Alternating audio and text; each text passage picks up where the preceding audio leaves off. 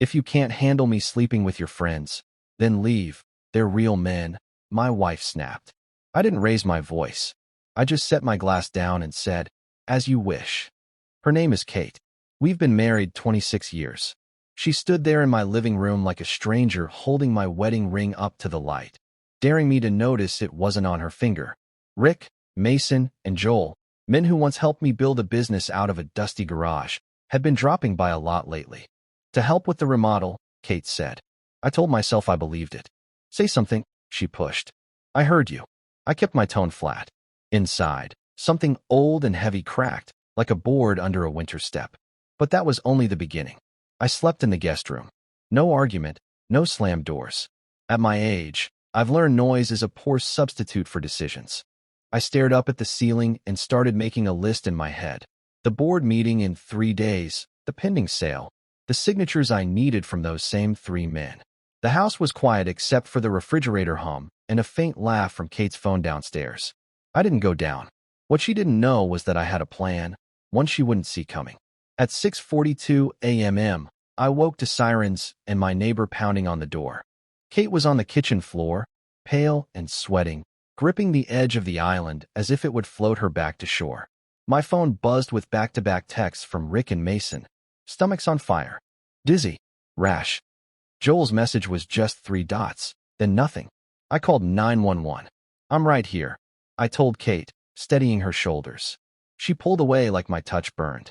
Don't play hero, Tom, she breathed, then doubled over. The ER swallowed us whole. Bleach, fluorescent lights, the metallic taste of panic in the air. Nurses wheeled Kate, and while EMTs rolled Rick past me on a gurney. He recognized me and tried to point. The finger shook. What did you do? He whispered. I called an ambulance, I said. I didn't smile this time. A young cop asked routine questions, pin-scratching. What did they all eat? Same as me last night, I said. Roast chicken, salad. She's been on some new cleanse. Powdered stuff in a green bottle. Super something. I let the word hang there. Let him write it down. A red herring? Maybe. Or maybe not. I stepped into the hall and watched Mason cough into a tray. Joel lay with a blanket up to his chin, color gone from his face. 26 years of birthdays, Christmases, backyard barbecues. All shrunk down to 3 hospital bracelets and the beeping of machines. I felt nothing like triumph. Only focus. Tom. Kate's voice floated from her bay. I walked in. She stared at me, pupils wide. You smiled last night. I did, I said. Because I finally understood my job. What job?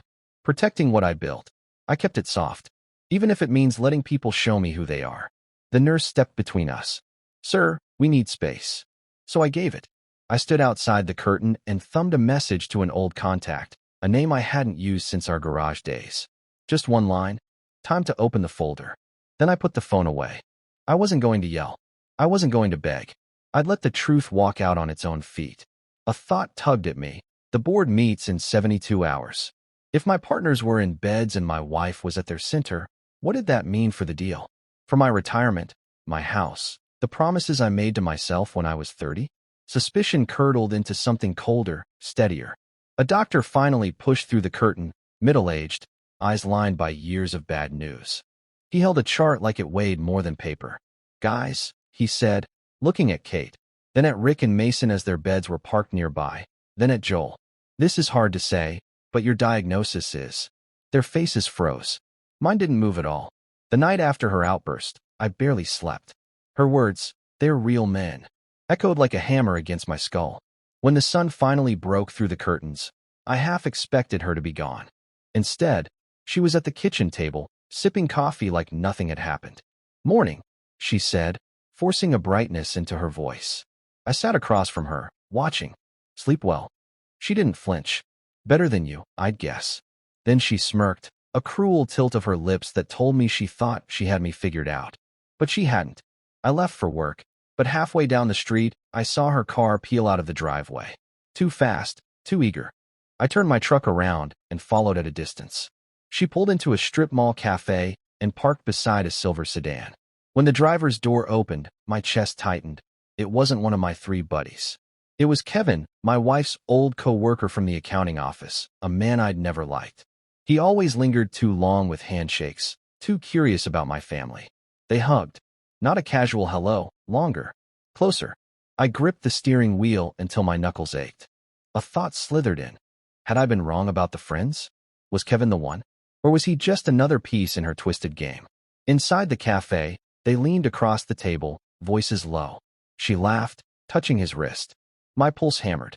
I snapped a photo with my phone, proof I'd tuck away for later. When she came home that afternoon, I acted normal.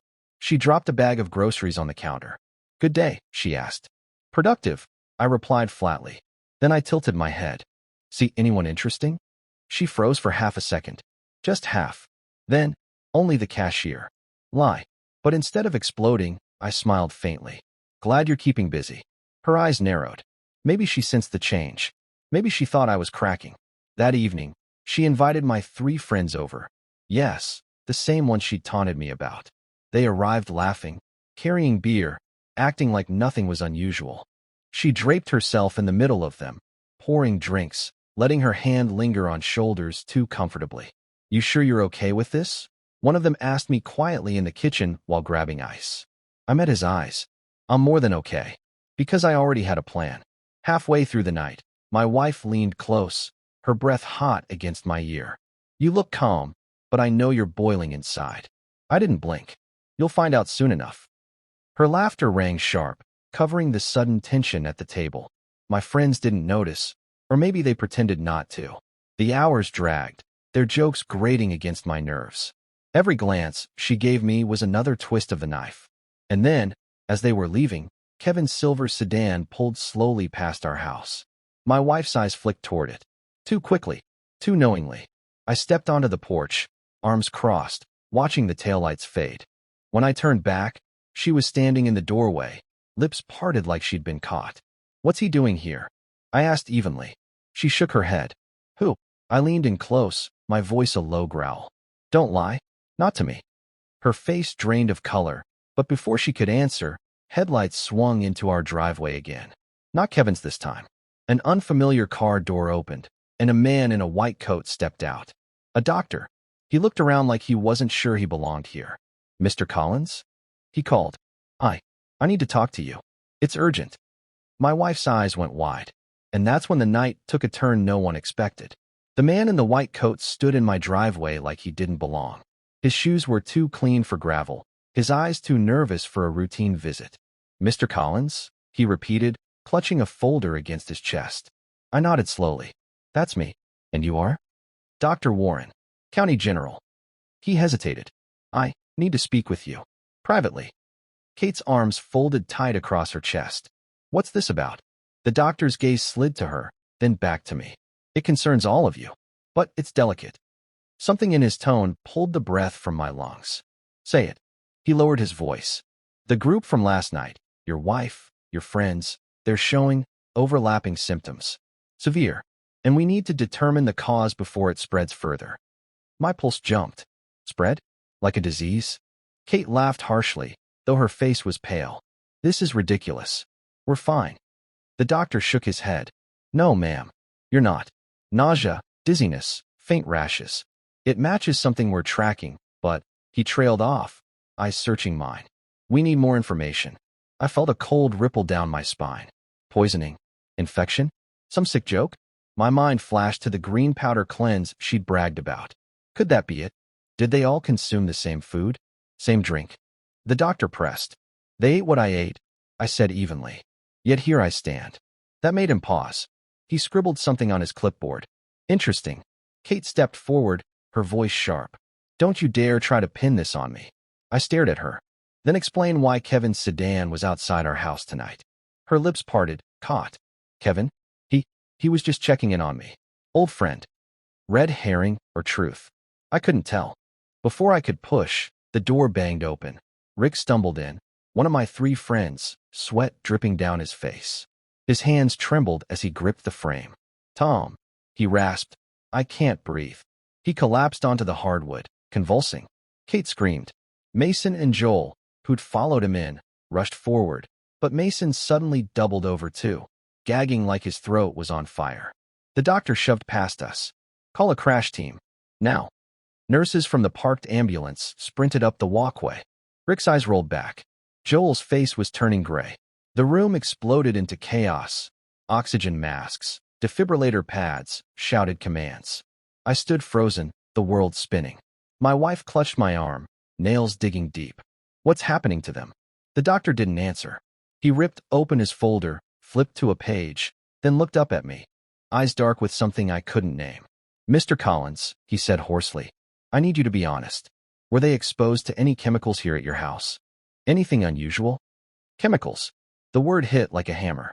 The paint cans in the garage, the rat poison under the sink, the cleaning solutions Kate always left open. My head swam. But before I could speak, Joel let out a strangled cry, his body jerking violently as monitors blared. The doctor's face went white. Oh God, it's progressing faster than I thought. He turned to me, voice urgent now. Sir, if you know anything, anything at all, you need to tell me. Because if this is what I fear it is. He stopped. His silence was worse than any answer. And then, all at once, the power cut out. The machines, the lights, everything plunged into darkness. Darkness swallowed the room. Not dim, absolute.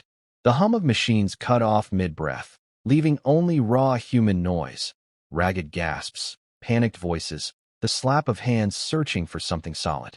Hold him down, a nurse screamed in the black. Metal clattered across the floor. Rick's convulsions shook the floorboards. Mason coughed so hard it sounded like tearing paper. Joel whimpered, whispering a prayer he barely remembered. Tom, Kate's nails dug into my arm. What's happening? I couldn't see her face, but I felt her tremble. Stay close, I said, though my own chest hammered. The doctor's voice barked above the chaos. Everyone stay calm. Emergency lights will kick in. They didn't. Instead, the air filled with the sound of wheezing lungs and the sour tang of sweat. My hand brushed against a table, cold metal, slick with spilled fluid. Something warm bumped my boot. Rick's arm, still twitching. Kate's whisper burned against my ear. You did this. I turned sharply toward the sound. What did you just say? You wanted them gone. Admit it. Her words were poison in the dark. And for a flash, I wondered if she meant it. Did she really believe I'd poisoned them? Or was she covering her own tracks? The doctor stumbled into us, flashlight beam finally cutting a trembling circle through the black. His forehead glistened. Mr. Collins, listen carefully. We think this may be contamination. Possibly environmental. Gas, mold, toxins, something in your home. Gas. My mind snapped to the old furnace in the basement, the one Kate insisted we didn't need to replace. Could it be carbon monoxide? But then why only them and not me? It doesn't add up, I muttered. The doctor's light caught Kate's face, pale, wide-eyed, lips moving like she was silently pleading with someone. With him? With me? Tell me the truth, I snapped. What are you hiding? She flinched. Nothing. But then Joel gave a strangled cry. The beam swung just in time for me to see blood bloom from his nose, dripping down his chin. His body jerked violently before going limp. Joel! Mason croaked, trying to sit up, but he collapsed too, clutching his chest. The doctor shoved me back. Get them on stretchers. Now. His voice cracked with something more than urgency. Fear. I caught him by the sleeve. You know more than you're saying. What aren't you telling me? His eyes darted away. If I'm right, you'll know soon enough. Those words cut deeper than any diagnosis. Kate staggered, clutching the counter, whispering, It's spreading. Oh God, it's spreading. I stepped toward her, my voice low. Spreading from where, Kate? Before she could answer, the flashlight sputtered, then died. Darkness roared back in. And through that suffocating black, a sound tore the room in half. Not coughing, not gasping, a scream. But it wasn't from the men. It was from my wife. Her scream ripped through the dark, raw and jagged. For a moment, I couldn't tell if it was pain or terror. Kate, I shouted, fumbling forward, hands sweeping through nothing. My fingers brushed fabric. Her sleeve? Then she yanked away like I'd burned her. I saw something, she cried. Her voice shook, but not with pain. With shock. What did you see? There's no light. I don't know, she gasped. A face. Someone was right next to me. The room erupted in confusion. A nurse yelled. Someone knocked into a tray, metal instruments clattering like coins on concrete. And somewhere to my left, Rick groaned, long and low, before choking again. Hold him still, the doctor barked. But my attention snapped back to Kate. A face? In here? She panted, stumbling into me. Don't touch me. Then softer. It wasn't you. I swear it wasn't you. My skin prickled. Someone else in the dark? Or was she unraveling? The flashlight sputtered back to life in the doctor's hand, dim, but enough to paint ghostly shapes. I saw Kate crouched in the corner, hair wild, eyes darting around the room like an animal trapped. What face? I demanded. She shook her head, trembling. Maybe Kevin. I swear I thought it was Kevin. Kevin. The silver sedan. My chest tightened. Red herring or truth? Why would he be here, slinking around in the dark? The doctor cut me off. We don't have time for paranoia. These symptoms are escalating. It's possible. He hesitated, then said carefully. Possible it's a pathogen. Contagious. The word hung heavy. Contagious. Kate's head snapped up. No, you don't understand. Then make me understand. I shot back. Her lips trembled. It wasn't supposed to happen this way. What wasn't supposed to happen? I demanded. Please, she whispered. Not here. Not in front of them. The air grew thick with unspoken things. The doctor's eyes narrowed. My wife's shoulders shook. And then Mason suddenly lurched upright with a strangled gasp, ripping off his oxygen mask. Everyone froze. He blinked around, chest heaving, sweat pouring down his temples. I can breathe, he rasped. His color, though ashen moments before, seemed to return faintly. Kate cried out in relief. See? He's better. But I wasn't convinced. I'd seen enough bait and switch in my life to know a false dawn when I saw it. The doctor checked Mason's pulse, frowning. Strange, very strange. Mason clutched the doctor's sleeve. Don't let her near me, he whispered. The words were barely audible, but I caught them. Her. I snapped. You mean Kate?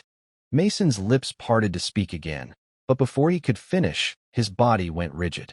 His back arched violently, his eyes rolled white, and then he collapsed flat against the floor. Kate screamed again, backing into the wall. I didn't do this. The doctor barked for adrenaline, for stretchers, for anything to keep Mason's heart going. But the beeping machines were still silent, the blackout dragging on like a curse. I stood in the middle of the chaos, my mind spinning with every jagged piece. Kate swearing she saw Kevin's face. The doctor muttering about pathogens. Mason rising from the brink only to accuse her before collapsing again. I turned on my wife, voice cutting through the frenzy. What aren't you telling me? What have you done? Her face crumpled. She opened her mouth. Whether to deny or confess, I'll never know.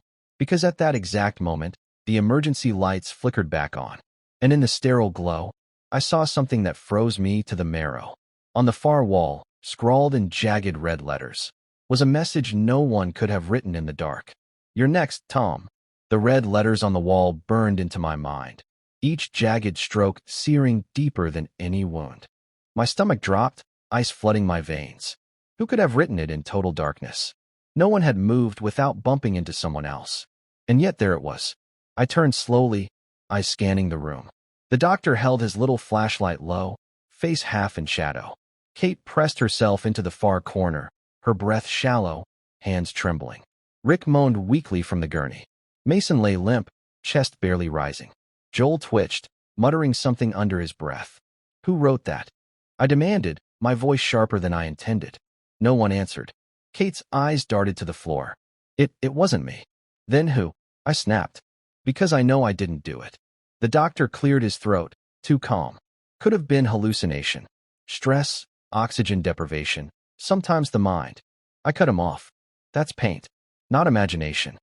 And for the briefest second, I thought I saw the corner of his mouth twitch, like a smile he was trying to bury.